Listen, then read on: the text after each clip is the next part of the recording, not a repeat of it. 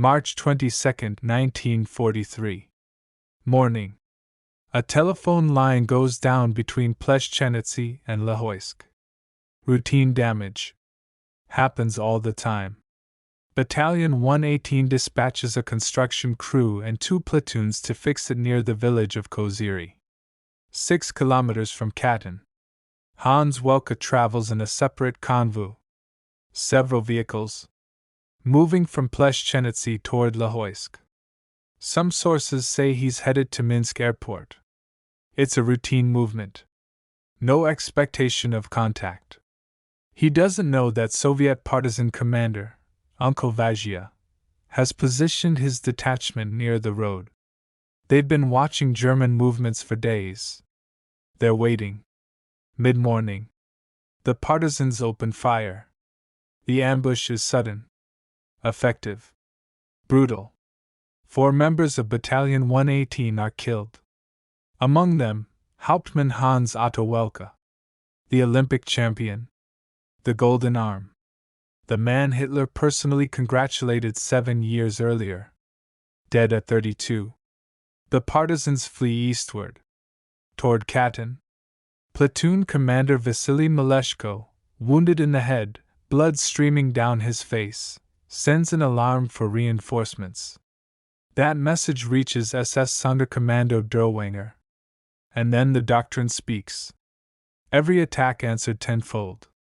At the moment Welka dies on that road, the village of Khatyn is quiet. 26 houses. 157 people. Almost entirely women, children, elderly men.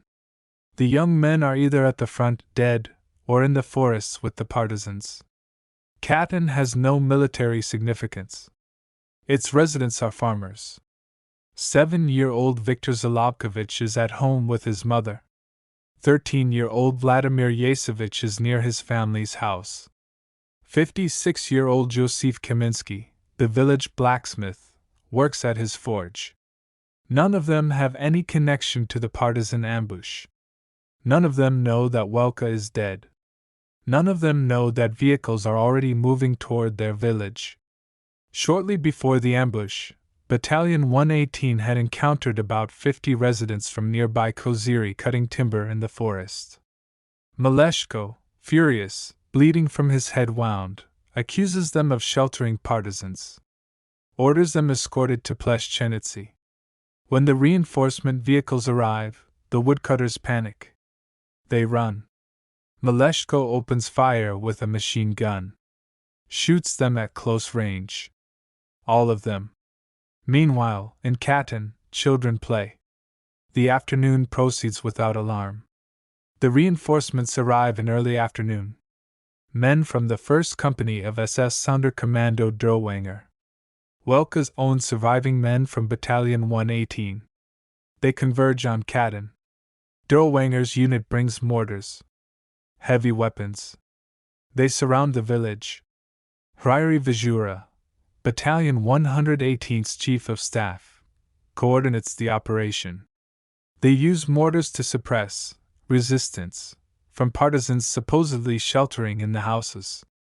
By afternoon, 34 partisans are reported killed. Most of Khatyn's structures are severely damaged. And then comes the order. Every surviving inhabitant is driven from their homes. The soldiers go house to house. They pull women carrying infants from doorsteps. Drag the elderly from their beds. March children at gunpoint through the village. Viktor Zalobkovich would remember decades later. People went out of their minds from fear, realizing that they were to be burned.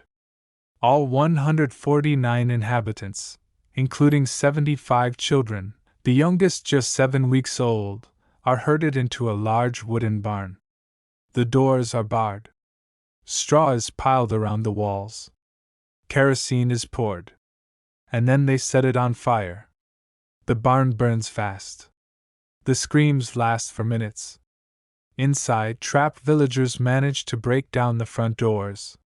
They pour out into the open, burning, desperate, some carrying children. Machine guns are positioned around the barn. The soldiers fire on anyone who emerges. Welka's own men and Derwanger's criminals stand shoulder to shoulder, shooting women and children as they run from the flames. Vladimir Katriuk, identified by witnesses, lies behind a stationary machine gun, firing rounds at anyone attempting to escape. Maleshko stands nearby, shooting into the burning barn with an automatic rifle. Vizhura gives the orders. 7-year-old Viktor Zalobkovich is inside. His mother presses his head down as they lie on the barn floor.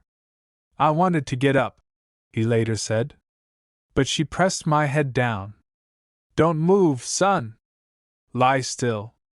Something hit me hard in my arm. I was bleeding. I told my mom, but she didn't answer. She was already dead." Zalobkovich survived under the corpse of his mother. The fire consumed her clothing, burning him, but her body shielded him from the bullets.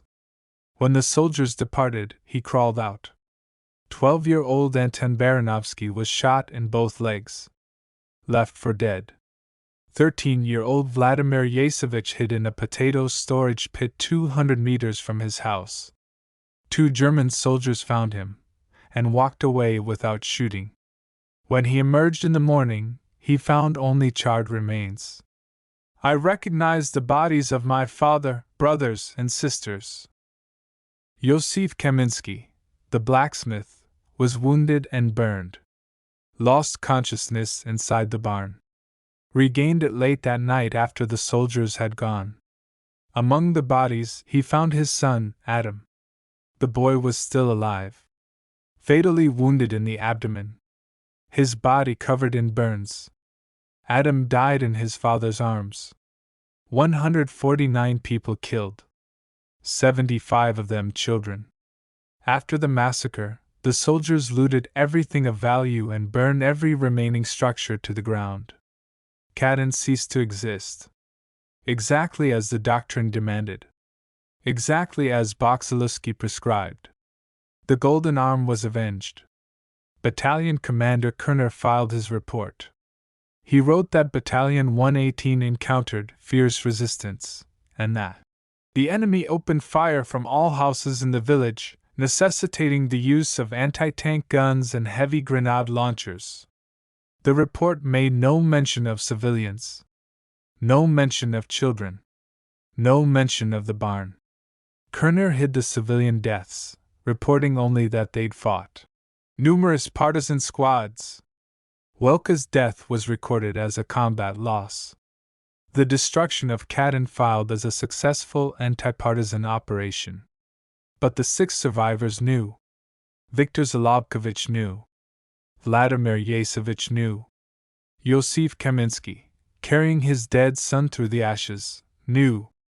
The report lied. The ground told the truth.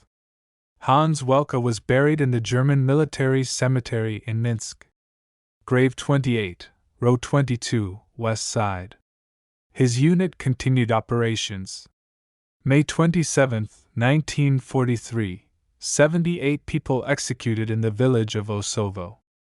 During Operation Kotbus, villages of Makoviki and Vidritsa destroyed. No survivors. 50 Jews executed in Kamenskaya Sloboda. The total number of victims attributed to operations involving Battalion 118 would eventually exceed 13,000. In 1944, remnants of the battalion transferred to France. Some members deserted to the French resistance. Others joined the French Foreign Legion to avoid repatriation to the Soviet Union. Vasily Maleshko was tried and executed in 1975.